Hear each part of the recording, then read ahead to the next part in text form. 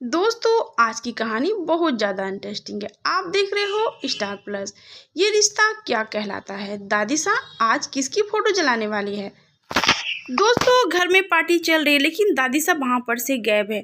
जब शिवानी की नज़र पड़ती है कि दादी सा नज़र ही नहीं आ रही है, आखिर दादी सा है कहाँ, तो वो दादी सा को ढूंढते हुए कमरे में जाती है तो दादी सा आग के पास एक फ़ोटो जलाती हुई दिखाई दे रही है। तो अबीरा दौड़ती हुई जाती है और वो फ़ोटो दादी सा के हाथ से ले लेती है और बोलती है, आप ये क्या कर रही है, आप किसकी फ़ोटो जला रही है, आखिर आपको इस फ़ोटो से क्या प्रॉब्लम है। जब देखती है अबीरा, वो फोटो होती है माधव की और शिवानी की, जो जवानी के दिनों की होती है।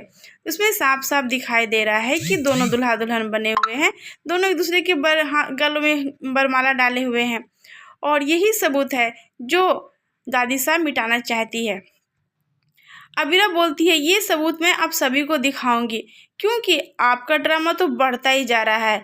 आप पहले तो गलत करती थी लेकिन अब तो इस उम्र में आप सुधर जाएं। लेकिन दादी सा को अभी भी डर है, ये अबीरा कहीं मेरी पोल ना खोल दे। बोलती, दो ये फोटो, तुम्हें इस फोटो से क्या लेना देना, मेरी फोटो को वापस करो। अबीरा बोलती, मैं ये फोटो वापस नहीं करूँगी। बस अबीरा को ढूंढते हुए बाकी लोग भी आ जाते हैं, बोलते हैं क्या बात है। तो अबीरा बोलती है, देखो ये फोटो है, दादी सा इस सबूत को मिटाना चाहती है। इस सबूत में ये साफ साफ दिख रहा है कि माधव और शिवानी की शादी हो चुकी है और वो दोनों एक दूसरे से बहुत ज़्यादा प्यार करते हैं। तो ये भी दादी सा डर जाती है। तो सभी लोग दादी साहब को पकड़कर पार्टी में लाते हैं और बोलते हैं, बताइए हकीकत क्या है। तभी दादी साहब सारी हकीकत बताती है कि माधव और शिवानी की शादी हो चुकी थी। इन लोगों ने पहले ही शादी कर लिया था। ये लोग एक दूसरे से प्यार करते थे लेकिन मैं नहीं चाहती थी कि शिवानी यहाँ पे रहे, लेकिन उस समय मैं मजबूर थी।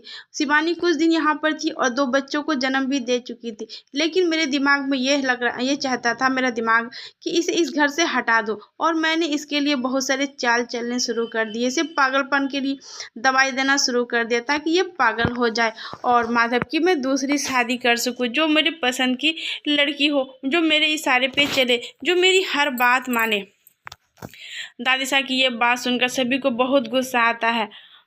माधव भी बोलते हैं, ये दादी साहब बहुत चाले चली है, लेकिन मैं मजबूर था, मैं कुछ भी नहीं कर सकता था क्योंकि शिवानी धीरे धीरे बीमार होती चली गई, उसे एक रूम में रखा गया तो बाद में शिवानी वहाँ से गायब हो गई। यूँ कहिए तो दादी साहब ने उसे गायब कराया था। तभी दादी साहब एक्सेप्ट करती, हाँ मैंने इसे गायब करवाया, लेकिन जिस घर में मैंने इसे रखा ये वहाँ से भी गायब हो गई। तो मैंने सोचा ये पागल होकर कहीं भाग चुकी, इसलिए मैं इत्मीनान से ज़िंदगी जी रही थी।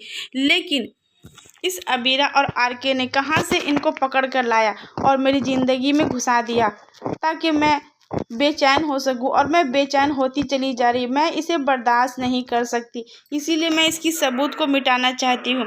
तभी माधव बोलते हैं, आपने बहुत गलत किया, आपने हमेशा झूठ बोला। आखिर आप ऐसा क्यों करती है, इससे कुछ साबित तो होगा नहीं। हम लोग को दूर रह के आपको क्या मिला, मैं तड़प तड़प कर ज़िंदगी जी रहा था, मेरे बच्चे ने अपनी माँ के बिना ज़िंदगी जिया, आखिर क्या मिला आपको। आखिर हकीकत तो सामने आ चुकी है ना।